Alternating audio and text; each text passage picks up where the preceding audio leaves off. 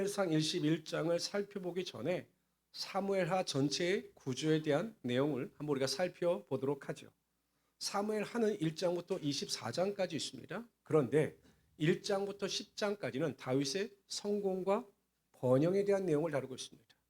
그래서 여러분, 헤브론에서 왕이 되고 유다 지파에서 7년 6개월 동안 왕으로서 그가 지내게 됩니다. 그러다 마침내 전체 이스라엘 민족의 왕이 되고 또 하나님께서 그와 함께하여 주사 그가 가는 곳마다 승리케 하여 주시고 또 그 여부수속을 내쫓게 하심으로 말미암아 예루살렘을 회복케 하시고 그것을 성읍, 도읍으로 만들어 주셨습니다.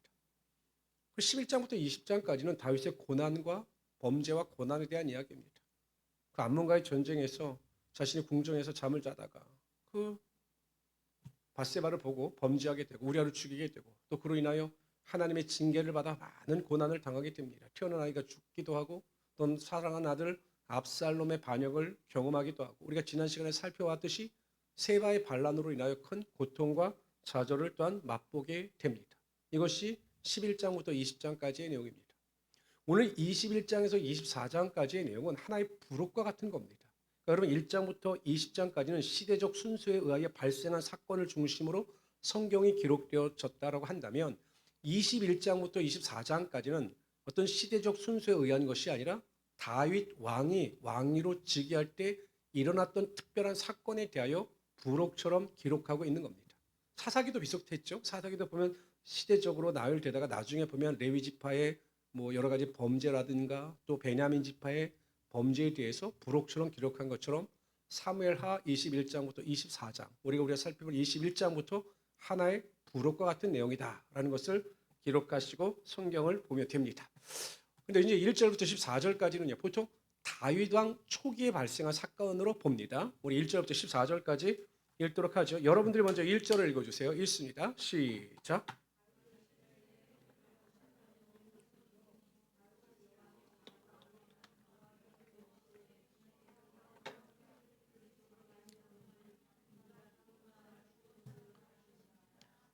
기브아 사람은 이스라엘 족속이 아니요 그들은 아모리 사람 중에 남은 자라. 이스라엘 족속들이 전에 그들에게 맹세하였거늘 사울이 이스라엘과 유다 족속을 위하여 열심히 있으므로 그들을 죽이고자 하였더라. 이에 왕이 기브온 사람을 불러 그들에게 물으니라.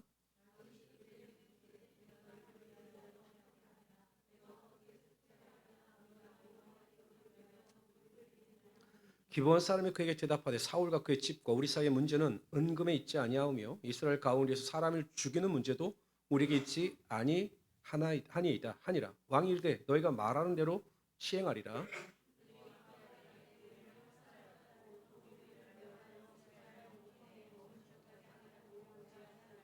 자손 7사람 우리에게 내어 주소서. 여호와께서 택하신 사울의 고을 기브아에서 우리가 그들을 여호와 앞에서 목매어 달겠나이다 하니 왕이 이르되 내가 내주리라 하니라.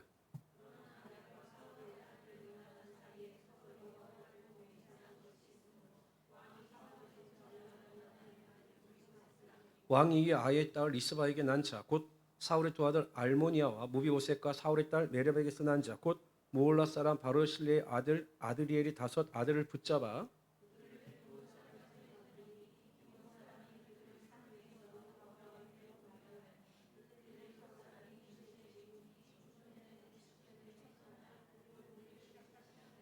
아야의 딸 리스바가 굵은 배를 가져다가 자기를 위하여 바위 위에 펴고 곡식 베기 시작할 때부터 하늘에서 비가 시체에 쏟아지기까지 그 시체의 낮에는 공중의 새가 앉지 못하게 하고 밤에는 들짐승이 범하지 못하게 한지라.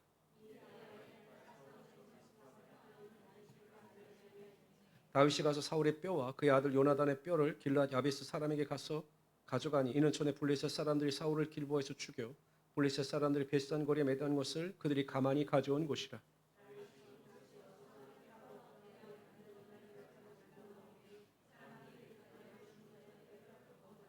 우리 14절 같이 읽읍시다. 시작. 베냐민 땅 셀라에서 그의 아버지 기스의 묘에 장사하되 모든 왕의 명령을 따라 행하니라. 그 후에야 다윗의 통치 초기에 민족의 위기가 다가옵니다. 3년 동안 비가 내리지 않은 겁니다. 여러분 우리나라 같은 경우도 지금 현대적으로 물을 잘 담수하는 이 시대도요. 뭐 1년에 몇 개월은 비가 내리지 않아도 그 가뭄으로 인하여 큰 고통을 겪습니다.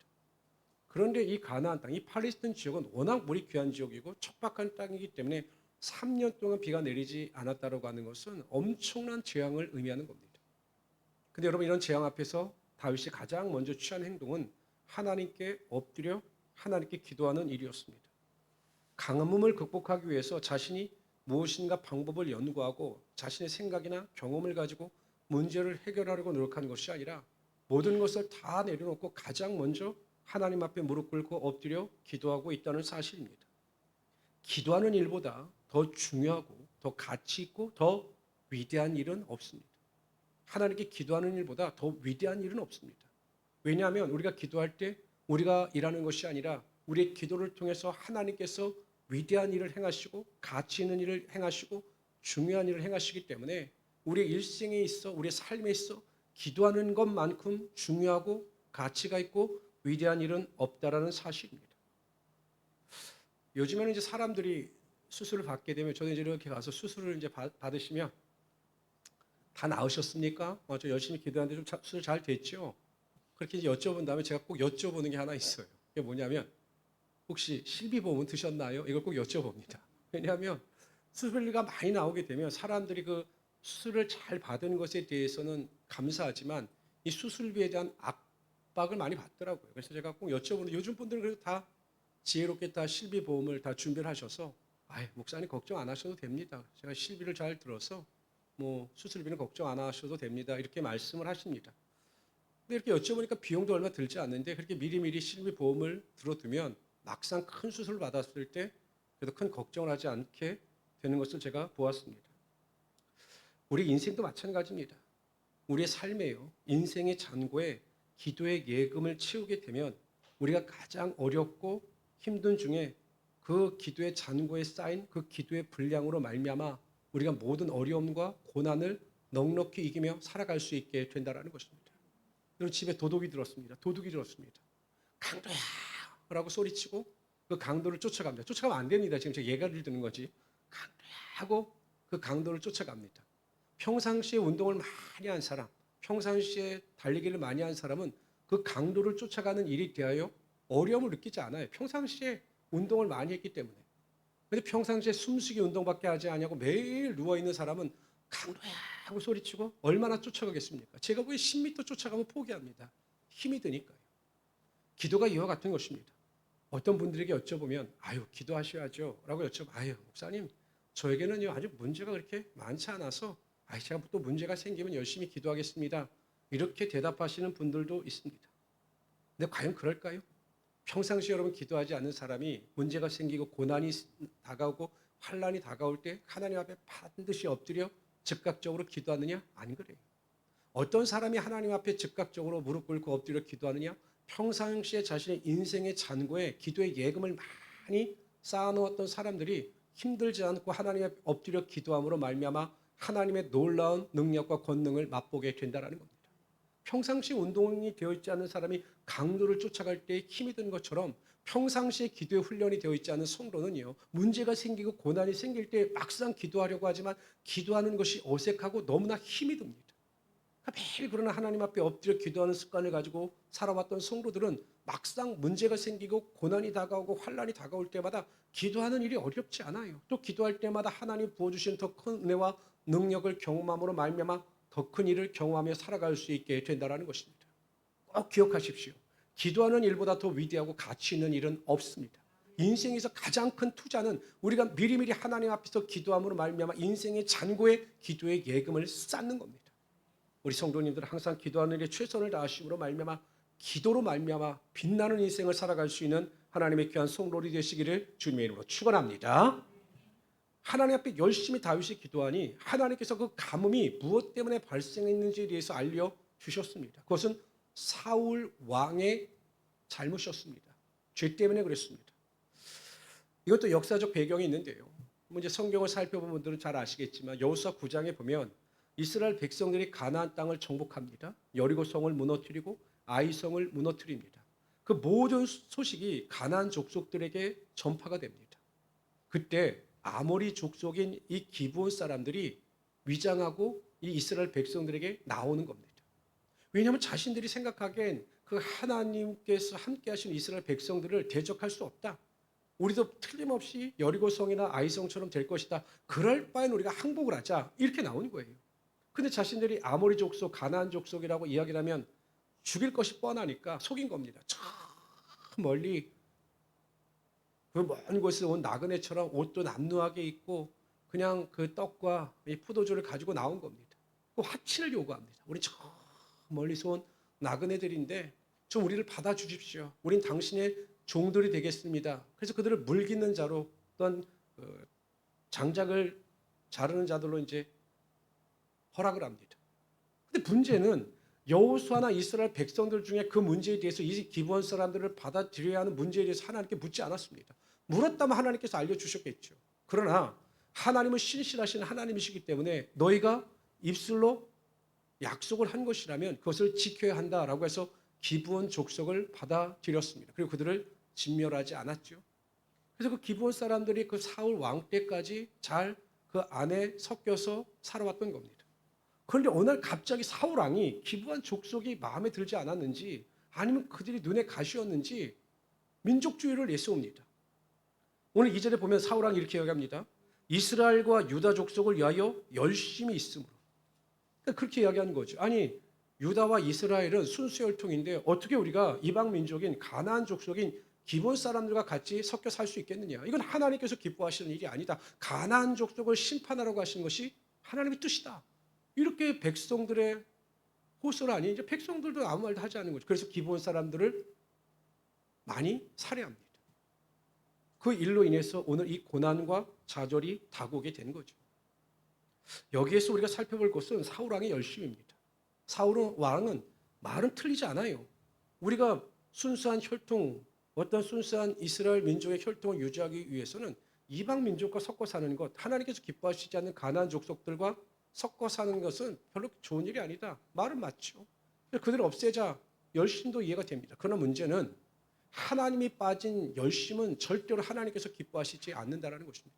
하나님께서는 기본 족속들을 허락하신 것 아닙니까? 하나님께서 약속하신 것 아닙니까? 그럼 그 약속에 의거하여 자신이 이해가 되지 않아도 그 뜻에 순종하는 것이 하나님께서 기뻐하시는 열심인데 이 사울 왕은 자신의 열심을 가지고 하나님께서 기뻐하시는 일을 행한 것이 아니라 반역한 거죠. 그래서 결국 그 일로 인하 이스라엘 민족의 가뭄이 다가오게 된 겁니다. 성경이나 하나님의 뜻을 무시하는 열심은 오히려 득이 아니라 독이 될 수 있습니다. 교회 안에서 갈등을 유발하고 성도들 간의 어려움을 발생케 하는 분들은 여러분 대부분 열심히 있는 분들이에요. 그러니까 여러분 교회 안에서 갈등이 일어나는 문제 가운데 보면 항상 열심히 있는 분들이기 때문에 문제가 발생하는 겁니다. 교회 안에 관심이 없는 분들은 뭐 문제가 없어요. 왜? 일을 안 하니까요. 근데 열심히 있는 분들이기 때문에 그 열심 때문에 갈등과 다툼이 일어나기도 하고 시험에 들기도 하는 거죠. 근데 여기서 중요한 것이 있습니다. 항상 우리는 우리의 열심이 하나님께로부터 온 것인지 아니면 내 열심인지를 잘 분별해서 하나님께서 주시는 열심을 가지고 하나님의 일을 감당해야 한다는 것입니다. 하나님이 주시는 열심은 갈등이 없지요. 여러분 보세요. 사도행전에서 성령 충만을 받고 모든 성도들이 하나님을 위하여 헌신하고 열심을 낼 때 교회 안에 문제가 발생합니다. 어떤 문제냐면 교회 안에서 구제 사역을 했는데 헬라파 유대인들에게 속한 과부들이 그 구제에서 빠지는 겁니다. 히브리 유대인들 과부들만이 구제를 받는 겁니다. 그러니까 여러분 헬라파 유대인들은 이방에서 온 여인들이고 그러다 보니까 이제 화가 나는 거죠. 그래서 이제 불평불만이 쏟아나기 시작합니다. 그러자 12사도들이 7집사를 선출하죠. 그때 핵심이 무엇이냐? 지혜와 성령이 충만한 사람이고 덧붙인 것이 모든 사람들에게 칭찬을 받는 자를 선택의 기준으로 삼습니다. 그러니까 능력이나 지혜보다 중요한 것은 모든 사람들과 화합할 줄 아는 은혜가 있어야 하나님의 일꾼으로 합당하다. 그렇게 하나님께서 인정하신 거죠. 성도 여러분, 우리가 정말 열심을 가지고 살아가는 것은 중요합니다. 하나님이 주시는 열심을 가지고 우리는 최선을 다하여 믿음 생활을 해야 합니다. 그러나 그것이 내 열심이 아니라 하나님께서 기뻐하시는 열심을 가지고 주님의 일을 헌신하고 수고하며 살아갈 수 있는 하나님의 귀한 성도들이 되시기를 주님의 이름으로 축원합니다. 다윗이 문제를 해결하기 위해서 기브온 사람들을 불렀습니다. 그럼 내가 너에게 어떻게 하여 주기를 원하느냐 했더니 기브온 사람들이 끔찍한 요구를 합니다. 7명, 사울의 자손 7명을 우리에게 주시면, 내게 주시면 우리가 그들을 목매어 죽이겠습니다라고 제안을 합니다. 다윗은 그렇게 약속을 했으니까 어찌할 수 없으니까 이제 그 사울의 자손 아들 7을 내어줍니다. 그 사울 왕의 첩이었던 리스바의 아들 2을 내어주고 또 메라베스 난 아들 5을 그들에게 내어줍니다. 그래서 그들이 이 7명의 사울 왕의 자손들을 목매어 달아 죽입니다. 근데 어떤 일이 벌어지느냐? 사울 왕의 첩이었던 이 리스바라고 하는 여인이 자신의 아들 2이 그냥 어느 날 갑자기 죽게 되지 않습니까? 목이 매달려 죽습니다. 너무 가슴이 찢어지는 거죠.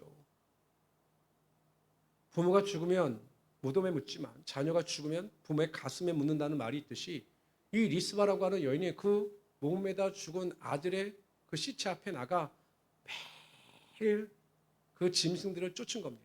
새들이 와서 아들들의 시체를 손상하지 못하도록, 밤에는 들짐승들이 와서 그 시신을 훼손하지 못하도록 매일 그렇게 애를 썼습니다. 언제까지였느냐? 시신이 다 썩고 뼈만 남을 때까지 오랜 기간 동안 그렇게 아들들의 시신 앞에서 그러한 행동을 한 겁니다. 그 소식이 다윗에게 들어갑니다. 다윗도 가슴이 너무 아팠어요. 그 부모의 마음을 아니까 가슴이 너무 아팠습니다. 그래서 어떻게 하느냐? 그 아들의 시신과 사울 왕의 시신과 또한 요나단의 시신과 모든 사울 왕가의 시신을 가져다가 그 사울 왕의 아버지 기스의 묘에서 함께 장사를 지냅니다. 그랬더니 어떠한 일이 벌어지느냐? 하나님께서 다윗의 기도에 응답하여 주사 3년 동안 내리지 않던 비가 내리게 됩니다. 근데 여러분, 우리가 여기에서 이해가 되지 않는 게 있어요. 아니, 사울 왕의 죄로 인하여 이스라엘 민족의 가뭄이 다가왔다면 그 사울 왕의 7 아들을 처형했을 때 하나님께서 비를 내리시는 것이 합당한데 왜 아들들에 대한 그 모든 장례 절차, 사울 왕가에 대한 장례 절차를 다 이스라엘 백성들이 마쳤을 때 하나님께서 왜 비를 내리셨느냐라는 것입니다. 그렇잖아요. 잘못된 사람들이 죽었을 때 회개하였으니까 하나님께서 그 비를 내리셔야 하는데 그 아들이 죽었을 때가 아니라 이스라엘 백성들이 성대히 그 사울 왕가의 자손들의 그 모든 장례 절차를 마쳤을 때 비를 내려주셨느냐라는 것입니다. 학자들은 이렇게 생각합니다. 이스라엘 백성들은 사울 왕의 7 아들들의 죽음을 보면서 사울 왕이 기브온 민족을 죽인 것은 사울 왕 한 사람의 잘못된 행동이 아니라 우리 모두 사울 왕의 잘못된 선택에 이의를 제기하지 않냐고 동참했기 때문에 사울 왕의 죄는 우리의 모든 죄였고 사울 왕의 아들들이 우리를 대신하여 죽은 것이다 라고 하는 회개하는 마음을 가지고 그들의 그 장례에 동참하고 하나님 앞에 진정된 모습을 보였을 때 하나님께서 이스라엘 민족 전체의 회개의 마음을 받아주셨다라고 해석을 합니다. 제가 보기에도 이것이 가장 설득력이 있는 해석입니다. 여러분, 우리가 기도할 때요, 회개하지 않는 기도는 기도의 능력이 없습니다. 우리가 아무리 간절히 기도하고 금식하며 기도한다 할지라도 우리의 죄를 회개하지 아니하고 우리의 죄를 사함받지 않는 자의 기도는 결코 하나님의 보좌를 움직일 수가 없는 겁니다.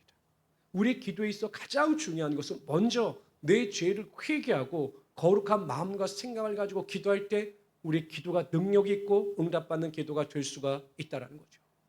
역대하 7장 14절에 보면 내 이름으로 일컫는 내 백성이 그들의 악한 길에서 떠나 스스로 낮추고 기도하여 내 얼굴을 찾으면 내가 하늘에서 듣고 그들의 죄를 사하고 그들의 땅을 고칠지라 라고 말씀하셨습니다. 야고보서 5장 16절에 보면 그러므로 너희 죄를 서로 고백하며 병이 낫기를 위하여 이거는 제가 해왔네요. 다 같이 아니구나. 죄송합니다. 서로 기도하라. 의인의 간구는 역사하는 힘이 크니라. 의인의 간구라고 분명히 말씀하셨습니다. 회개하여 돌이켜 의인의 마음을 가지고 기도하는 자의 기도가 반드시 하나님의 강력한 은혜와 능력을 맛보게 하여 주신다는 거죠. 기도는 결국 문제나 기도 제목을 바라보기 전에 나를 먼저 바라보아야 하는 겁니다.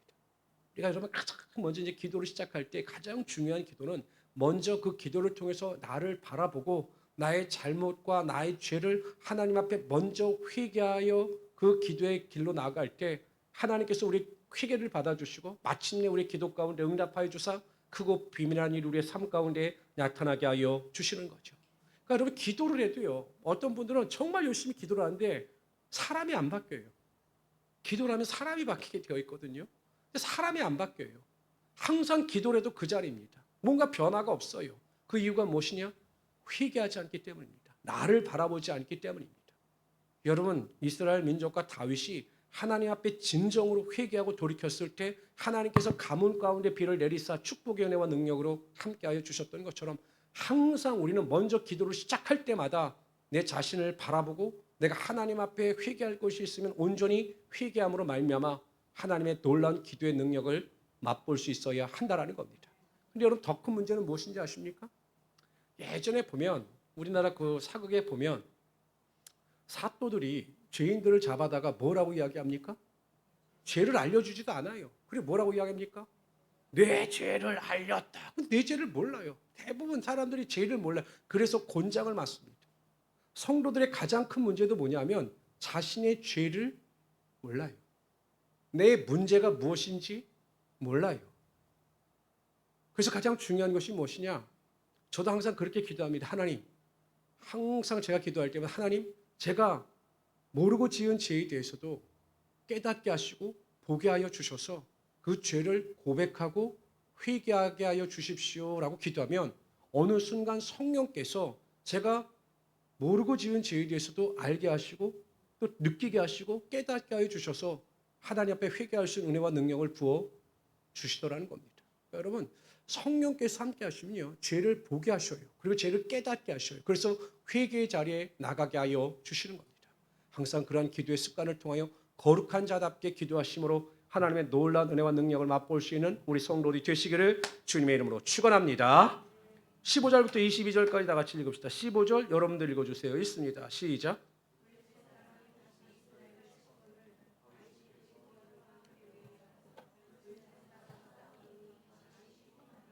거인족의 아들 중에 무게가 300세겔 되는 노창을 들고 세 칼을 찬 이스비브노시 다윗을 죽이려 하므로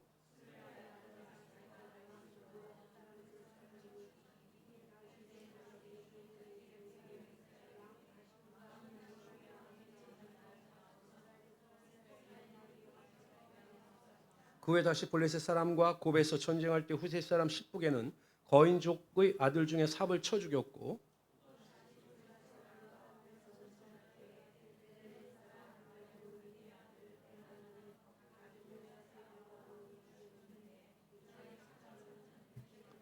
또 가드에서 전쟁할 때 그곳에 키가 큰 자 하나는 손가락과 발가락이 각각 6개씩 모두 24개 있는데 그도 거인족의 소생이라.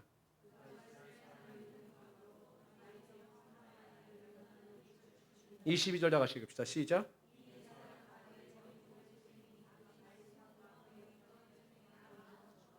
블레셋 군대를 물리치는 다윗의 용사들에 대한 이야기가 나옵니다. 결론적으로 네 사람이 거인족의 소생들을 다 물리쳤다라는 겁니다. 거대한 거인족을 물리쳤어요. 그런데 여러분 재밌는 게 있습니다. 그런데 블레셋 군대의 거인족들의 무기는 어떤 무기인가에 대한 소개가 있어요.